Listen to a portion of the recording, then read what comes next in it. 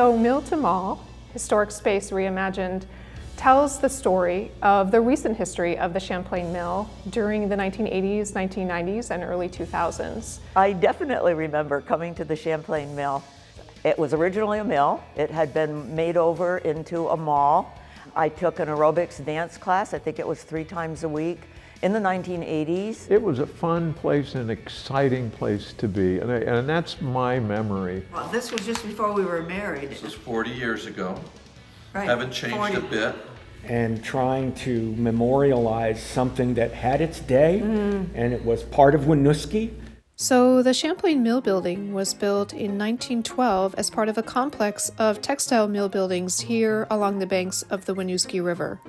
It was owned and managed by the American Woolen Company, which employed close to 1,000 people in Winooski. It was actually the city's biggest employer and the biggest employer in the state of Vermont. My mother was a mill worker. She had been put to work in the mill at the age of 15 in the summer of 1930. There are a lot of people that had actually worked in the mill. And so they're at the age local that they people. remembered their aunt or their uncle or even their mother or father had actually worked in the mill. Urban renewal was a program started by the federal government, and I think initially in the late 1940s. And it was an attempt to revitalize the cities that had decaying cores. It really got going in the 1960s, eliminating or taking down the old structures. And that was controversial in Winooski. There certainly were derelict areas. Unfortunately, there were some interesting buildings on Main Street that should never have been taken down. By the late 1970s, the thinking was, save the old buildings. They're architecturally interesting.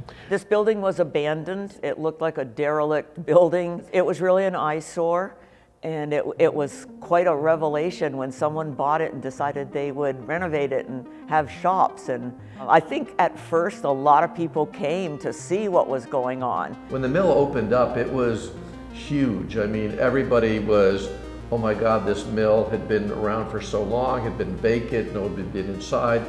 And it was really historic for this town of Winooski. So our exhibition covers the time period when this building was transformed from its original use into a shopping mall and office complex. It is quite possible that the Champlain Mill is the most gorgeous building in this state. This mill was trying to get a diversity of retailers, and Ray Pecor, the owner, the developer at that point, came to me and asked me if I'd be interested in doing a store here. And I said, sure, if I could do a men's clothing store. Yeah, this was my shop, Edmund Feeney Limited. And we ended up opening up Chessie's Frozen Custard in 1981. Everybody really supported each other, but we were lucky we're in the food business, so everybody had to come see us, right? Everybody wanted to have an ice cream in the afternoon. So. You knew you were on the river level because you could look out the windows and the water was going by. You could look right out at the river. Yeah. And then Chessie's Frozen Custard was right there. We had lots of friends that were opening stores here. So one person had a card shop, a cookie shop, the waterworks. We had frozen custard ice cream, and so it was just sort of an entrepreneurial. We thought we were getting on the ground floor of something great here. Most of the owners were young people. They were on a kind of an adventure, their first experience in the business world. Michael and I owned the book rack and children's pages in the Champlain Mill from 1995 until 2001. We reopened as Phoenix Books in 2007. We sold all kinds of books. We were what you would call a general front list bookstore. So we had everything.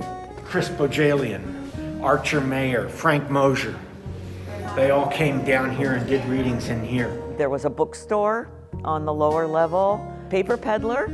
Oh my gosh, they had the most interesting greeting cards. I think that they did a good job. Everybody was sort of trying to make it not like a mall, but more like specialty shops and really nice and fitting for the beautiful building. This was a pretty big deal when this opened. Then the University Mall opened. That was a monstrous deal. Then there's the whole Taft's Corners. Church Street and the Champlain Mill were sort of the 2 areas to really find some great gifts. We put our sweat and our tears into that business here in the mill, And we worked with the mill to do what we could. We worked with our fellow store owners. Christmas would be very busy, and it would be fun to be in the mill at Christmas time. Come home for the holidays to the Champlain Mill. Visit interior innovations on the river level. Home for the holidays. Happy holidays! And then there'd be the doldrums of January, right, when everything died.